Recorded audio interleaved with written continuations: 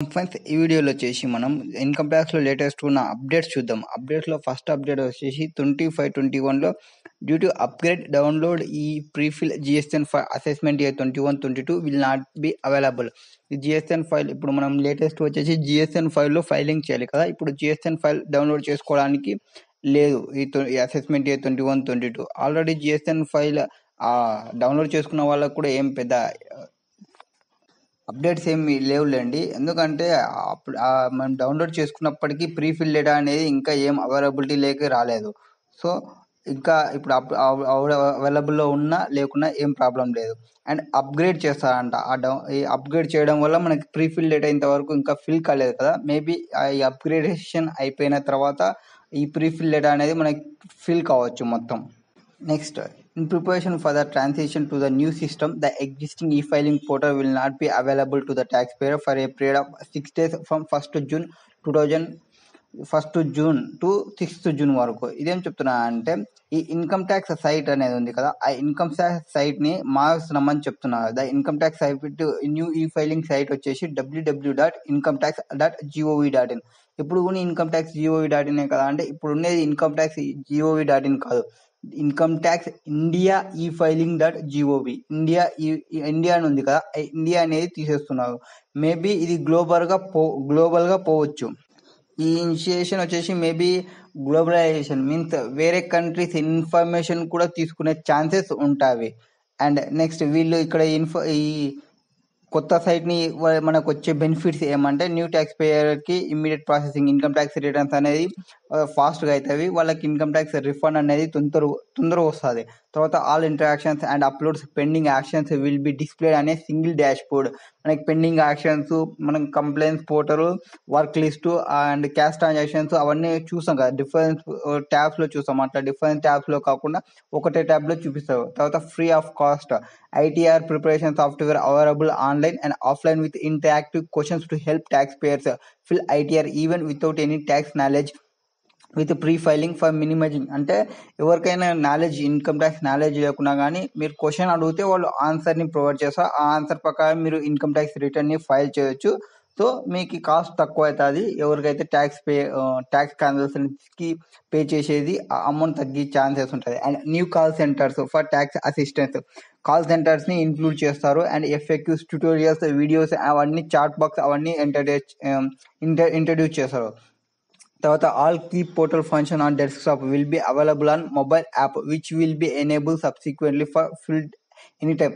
ఇది ఇప్పుడు మనకు ఉండేది GSN అనేది ఓన్లీ డెస్క్టాప్ వరకే ఉంది. నెక్స్ట్ మొబైల్ యాప్ లో కూడా ఇంట్రడ్యూస్ చేస్తారంటే మీన్స్ మనం మొబైల్ యాప్ ని డౌన్లోడ్ చేసుకొని కంప్యూటేషన్స్ అవన్నీ చూసుకొని ఇన్కమ్ ట్యాక్స్ రిటర్న్ ని ఫైల్ చేయొచ్చు. ఇన్కమ్ ట్యాక్స్ రిటర్న్ లో ఏమైనా డౌట్ వస్తే వాళ్ళే హెల్ప్ కి ట్యూటోరియల్ అవన్నీ పెడతారు. అండ్ చాట్ బాక్స్ కూడా పెడతారు. చాట్ బాక్స్ అంటే ఎవరో ఒక పర్సన్ ని పెడతారు, మనం హాయ్ అని పెడితే హలో అని పెడతారు, మనకి ఏమైనా క్వశ్చన్ ఉంటే వాళ్ళు ఆన్సర్ ని ప్రొవైడ్ చేస్తారు. తర్వాత న్యూ ఆన్లైన్ పేమెంట్. ఈ ఆన్లైన్ పేమెంట్ లో ఏమొస్తాయంటే మనం ఇప్పుడు పే చేస్తున్నది only net banking and debit cards తోనే పేమెంట్ చేస్తున్నాము. అండ్ నెక్స్ట్ ఈ యాప్ ఇంట్రడ్యూస్ చేసిన తర్వాత పేమెంట్స్ అనేది UPI క్రెడిట్ కార్డ్స్ తో పే వచ్చు. UPI మీన్స్ ఈ Google pay, phone pay, Paytm ఇవి ఉన్నాయి కదా, వాటి నుంచి కూడా మనం ఇన్కమ్ ట్యాక్స్ పేమెంట్ చేయడానికి వస్తుంది. ఇదైతే మంచి బెనిఫిట్ ఇన్కమ్ ట్యాక్స్ పేమెంట్ కి వాటిని కానీ ప్రొవైడ్ చేస్తే.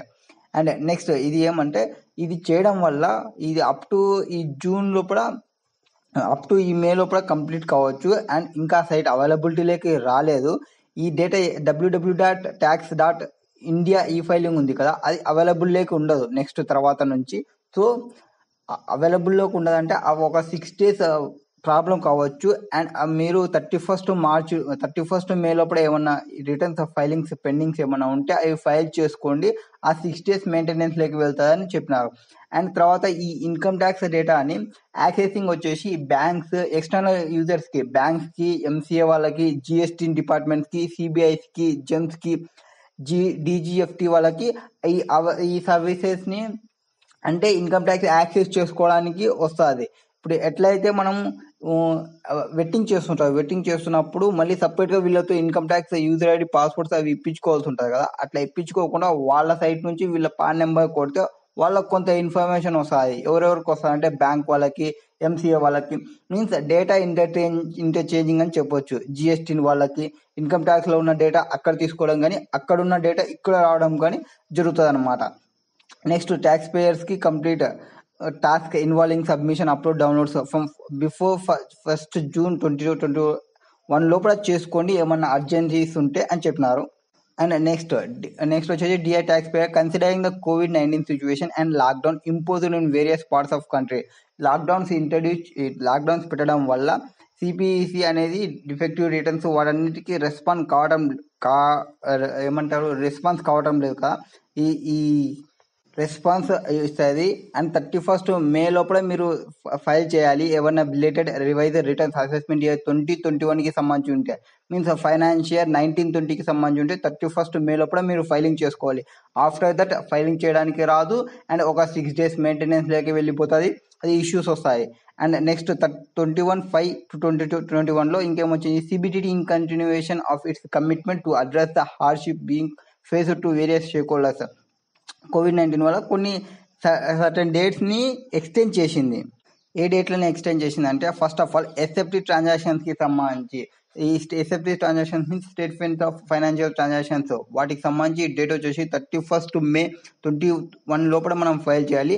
దాన్ని 31st June వరకు ఎక్స్టెండ్ చేసింది. And statement of reportable accounts, rule 114G of rules, వాటికి వచ్చేసి ఈ రూల్ 114G అంటే ఏమంటే, information to be maintain and reported. కొన్ని ఇన్స్టిట్యూషన్స్ కొంత ఇన్ఫర్మేషన్ని మెయింటైన్ చేయాల్సి ఉంటుంది. అండ్ ఇన్ఫర్మేషన్ మెయింటైన్ చేసినది ఈ 31st May లోపల రిపోర్టింగ్ ఫైల్ చేస్తుండాలి ఎప్పటికప్పుడు. ఈ Form 61B అని ఉంటుంది, అది ఎవ్రీ క్యాలెండర్ ఇయర్ వాళ్ళు ఫైల్ చేయాలి 31st May కల్లా. ఆ డేట్ని వాళ్ళను ఎక్స్టెండ్ చేసినారు. ఆ డేట్ వచ్చేసి ఇప్పుడు వాళ్ళకి 30 June వరకు ఎక్స్టెండ్ అయింది. Next statement of deductions of tax means TDS last quarter financial year 2021కి సంబంధించి 31st May ఉన్న డేట్ని 30 June వరకు ఎక్స్టెండ్ చేసినారు. తర్వాత సర్టిఫికేట్ ఆఫ్ ట్యాక్స్ డిడక్షన్ టీసీఎస్కి సంబంధించి Form 16 ఎంప్లాయీస్కి ప్రొవైడ్ చేయాలి కదా. 15th June లోపల వాళ్ళకి ఎంప్లాయీస్కి ప్రొవైడ్ చేస్తే వాళ్ళు ఐటీ రిటర్న్స్ని ఫైల్ చేసుకుంటారు. సో వాళ్ళకి Form 16 అనేది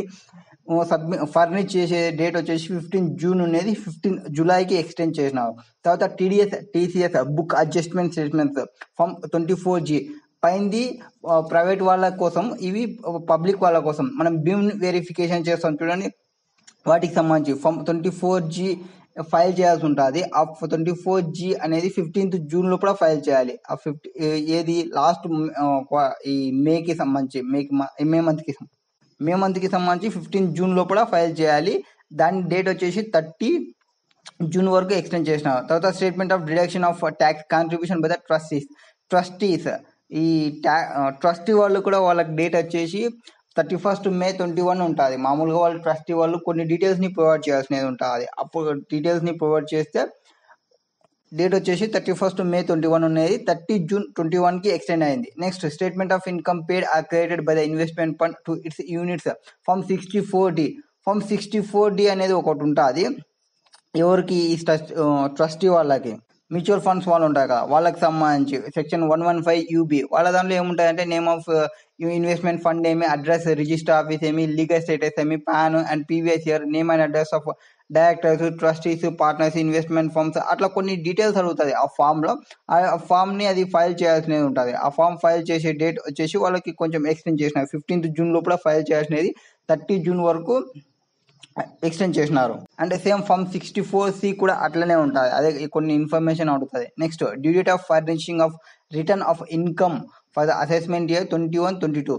ఇన్కమ్ ట్యాక్స్ రిటర్న్స్ ఫైల్ చేసేది ఎవరు? ఈ నాన్ ఆడిట్ కేసు వాళ్ళు ఉంటారు కదా, వాళ్ళ డేట్ వచ్చేసి 31st July ఉండేది 30 Juneకి ఎక్స్టెండ్ చేసినారు. తర్వాత due date for furnishing of report of audit, tax audit report వాళ్ళు tax audit report due date వచ్చేసి 30 September డ్యూ డేట్, వాళ్ళ డేట్ వచ్చేసి 31st Octoberకి ఎక్స్టెండ్ చేసినారు. Next due date of furnishing reports of accounts Section 92E ఏమంటే, foreign transactions చేస్తున్న వాళ్ళకి date వచ్చేసి ఆడిట్ వాళ్ళ ఫైలింగ్ డేట్ 31st October, వాళ్ళకి వచ్చేసి 30 November వరకు ఎక్స్టెండ్ చేసినారు. తర్వాత due date of furnishing return of income, ఏవైతే ట్యాక్స్ ఆడిట్ కేర్స్ ఉన్నావో ట్యాక్స్ ఆడిట్ కేసుకి వాళ్ళ రిటర్న్ ఫైలింగ్ డేట్ వచ్చేసి 31st అక్టోబర్ కదా. ట్యాక్స్ ఆడిట్ రిపోర్ట్కి వచ్చేసి 31st సెప్టెంబరు, వాళ్ళ రిటర్న్ వచ్చేసి 31st అక్టోబర్, వాళ్ళకి వచ్చేసి 30 నవంబర్ వరకు ఎక్స్టెండ్ చేసినారు.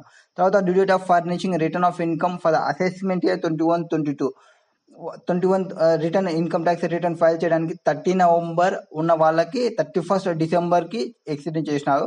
తర్వాత due date of furnishing belated or revised return for the assessment year 21-22 which is 31st December. Means 31st December వరకు రివైజ్ చేసుకోవచ్చు అండ్ బిలేటెడ్ అంటే లేట్ ఫైల్ చేయొచ్చు అండ్ రివైజ్ చేసుకోవచ్చు 31st డిసెంబర్. వాళ్ళకి వచ్చేసి 31st జనవరి వరకు ఎక్స్టెండ్ చేసినారు.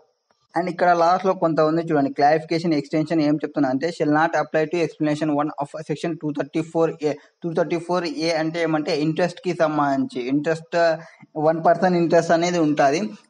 ఇంకా డీటెయిల్స్ ఎక్స్టెండ్ అయినప్పటికీ మీ ఇంట్రెస్ట్ అనేది క్యాలిక్యులేట్ అవుతుంది అండ్ ఓన్లీ మీకు పెనాల్టీ ఫైన్ అనేది పడదు.